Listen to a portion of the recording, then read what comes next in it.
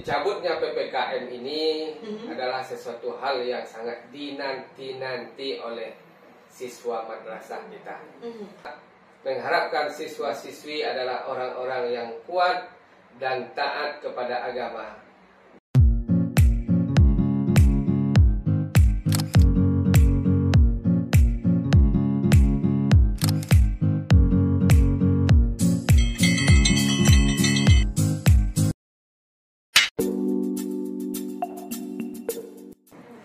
Assalamualaikum warahmatullahi wabarakatuh. Pemirsa MTSN 1 Manang TV, bertemu lagi dengan saya Febraningsi, masih dalam program Ota Madrasah.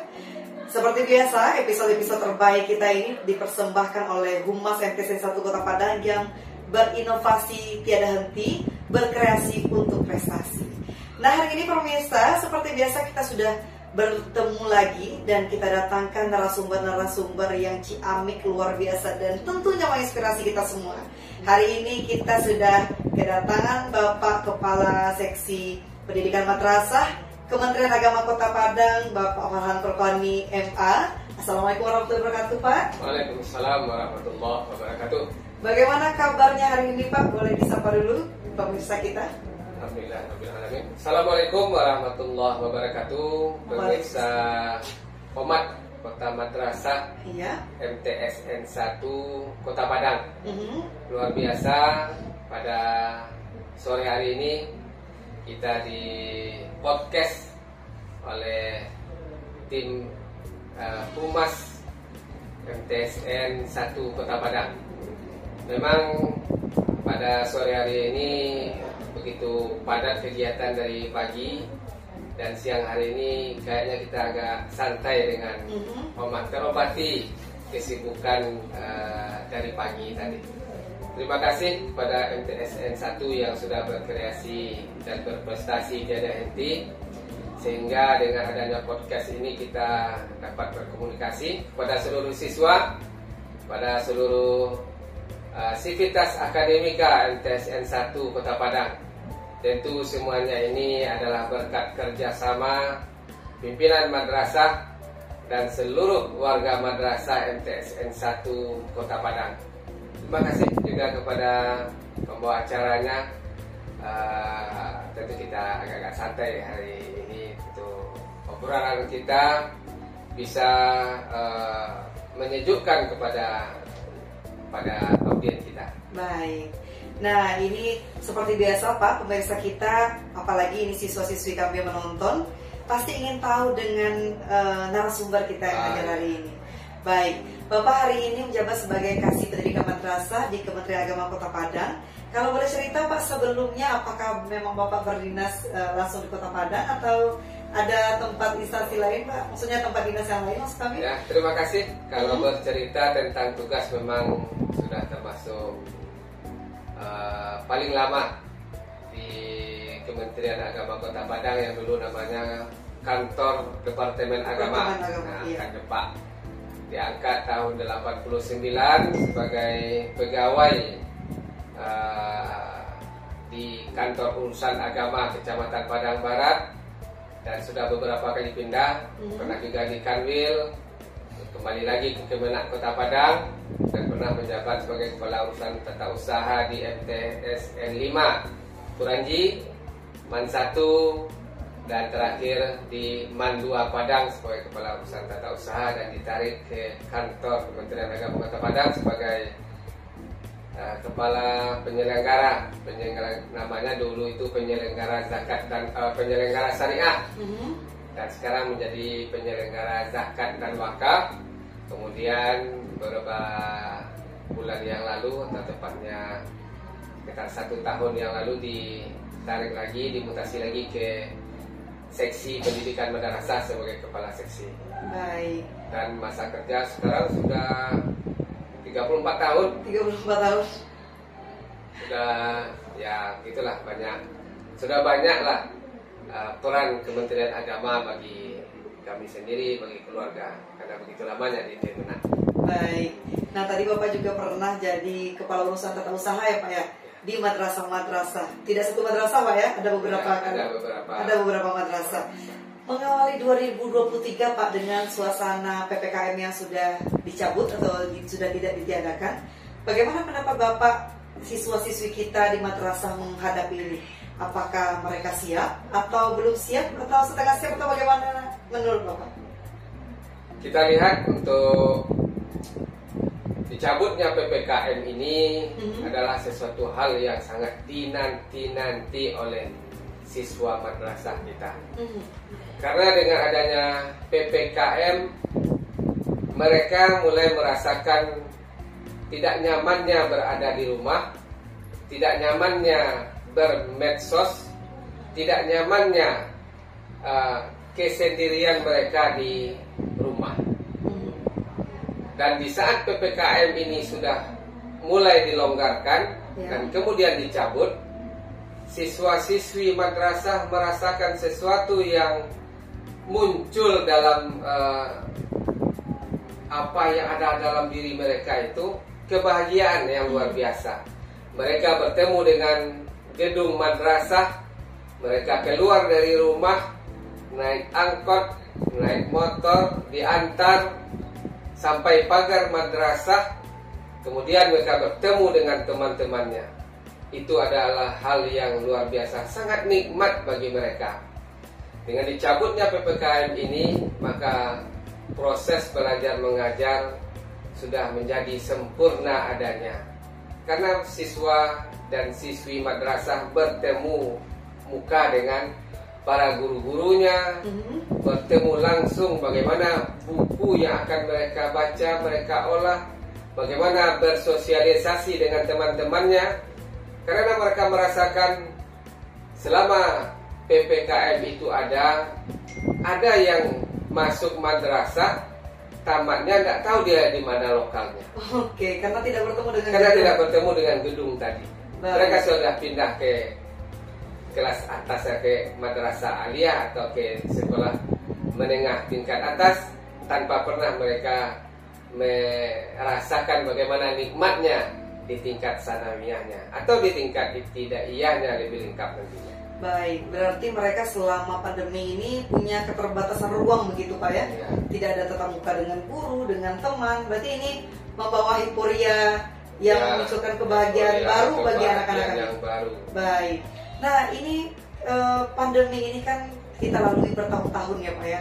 Apa Pak tantangan bagi para guru dengan kebiasaan anak-anak yang memang berubah Pak ya, dekat dengan gadget, dekat dengan sosmed? Apa Pak tantangan hari ini Pak? Tantangan yang luar biasa adalah anak-anak kita mulai jauh dari yang namanya pemahaman dan kemudian pengamalan terhadap ibadah agamanya. Kenapa? Karena yang mengontrolnya juga orang tua yang sibuk bekerja, mereka di rumah dengan medsos, dan mereka di saat waktu ibadah masuk, mereka sudah tidak ngeh lagi. Dengan adanya pencabutan PPKM ini, siswa-siswi sudah masuk madrasah, maka madrasah mulai menggencarkan kembali, mengingatkan kembali bagaimana memori mereka itu, bahwa ibadah itulah yang memunculkan kesempurnaan dan kebahagiaan bagi mereka untuk melaksanakan pendidikan. Dan tentu dengan ibadah itu, pendidikan itu akan menjadi berkah kepada mereka. Dan di sini tentu kita melihat bahwa orang tua juga merasakan bagaimana PPKM ini ada, sehingga anaknya kembali ke rumah, kembali dari madrasah, dan anaknya itu kembali bergembira untuk kembali beribadah ke masjid dan musala terdekat. Selama ini terkungkung, kemudian lebih dekat dengan medsos daripada pelaksanaan ibadah. Dan tentu kita sebagai madrasah, anak-anak kita adalah anak-anak yang menjadi generasi penerus bagi agama dan juga bagi perjuangan bagaimana pendidikan anak-anak ini menjadi lebih memiliki pengetahuan yang lebih kuat. Karena dengan medsos, gurunya kepada Mbah Google, pertanyaan-pertanyaan dicari ke Mbah Google, tetapi mereka tidak menyimpannya di dalam memori. karena mereka hanya bertanya ke Mbah Google tanpa mereka memahami, mendalami, dan menyimpan di memori mereka. Dengan masuknya mereka kembali ke kampus madrasah, maka memori mereka itu sudah kembali dicas, kembali diisi, dan mereka kembali bergembira untuk melaksanakan ibadahnya lebih baik untuk kedepannya. Baik, tadi kita sudah melihat di sisi siswanya Pak ya. Mudah-mudahan dengan tahun baru dibukanya dengan dihapuskannya PPKM, semoga semangat siswa kita ini juga bertambah. Dan ini kita telik lagi Pak dari sisi tenaga pendidik dan kependidikannya. Guru hari ini kan punya, apalagi di ranah Kementerian Agama ya Pak ya, sesuai dengan surat edaran terbaru, guru memiliki regulasi yang berbeda dari semester-semester berikutnya. Boleh diceritakan Pak seperti apa perbedaannya dan seperti apa Pak nuansa liburan guru di semester ini? Untuk guru tentu mereka juga berbahagia, sangat berbahagia, dan berbahagianya juga luar biasa. Kenapa? Mereka kembali bertemu dengan orang-orang yang menjadi mereka tempat mencurahkan seluruh asanya yang ada. Siswa yang selama ini libur, dikurung di rumah, dan kembali ke madrasah, maka mereka mempunyai kebahagiaan yang luar biasa. Ilmu yang mereka miliki kembali mereka curahkan kepada anak-anak mereka. Kemudian dengan regulasi, ada lagi yang masa di saat anak-anak sudah selesai pendidikan, ada masa libur semester, tentu ada lagi aturan yang harus kita patuhi. Dan sebagai ASN, kita tentu manut dan patuh kepada pimpinan. Apapun aturan yang sudah dibuat dan disiapkan oleh pemerintah dengan sebaik-baiknya, dan tentu kita mendukung hal tersebut.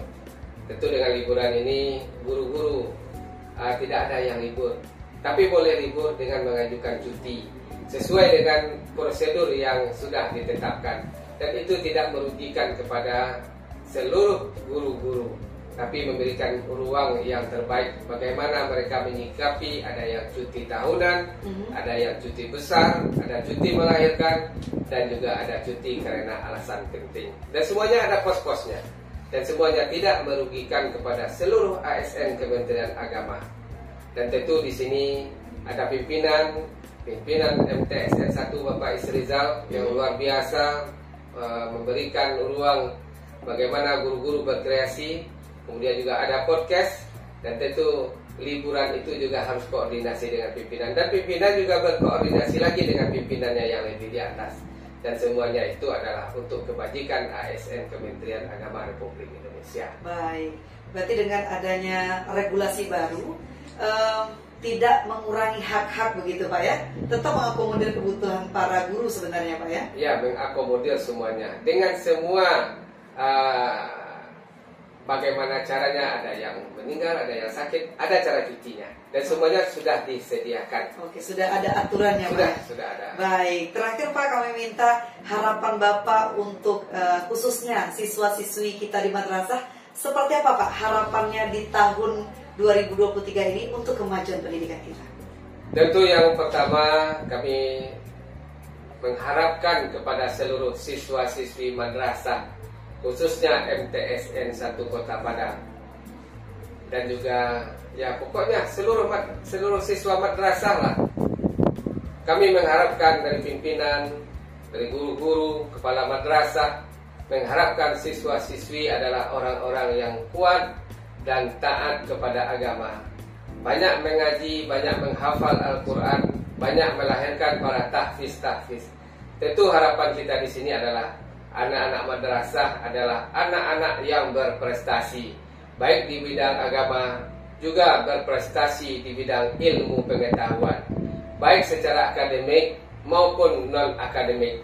Madrasah adalah tempat menempa anak-anak yang unggul, dan mereka akan lahir menjadi sebagai generasi yang unggul dan tentu berprestasi, baik di madrasah maupun setelah dia meninggalkan madrasah ini. Baik, terima kasih sekali. Semoga harapan kita bersama terwujud Pak ya. Amin. Apalagi ini khususnya untuk kemajuan pendidikan masyarakat Indonesia, karena memang pendidikan ini adalah tiang tombak untuk kemajuan bangsa ya Pak ya. Baik, terima kasih Bapak Farhan Purwani. Kami ucapkan terima kasih untuk kedatangannya di podcast Humas FTC 1 Kota Padang. Pemirsa FTC 1 Kota Padang TV, tetap bersama Omat Otamat Rasa di episode berikutnya. Semoga bincang-bincang kita kali ini menambah wawasan dan menginspirasi pemirsa semua di rumah. Saya Febraningsi, juga narasumber dan seluruh kru yang bertugas mengucapkan terima kasih dan pamit undur diri. Billahi taufiq wal hidayah. Assalamualaikum warahmatullahi wabarakatuh.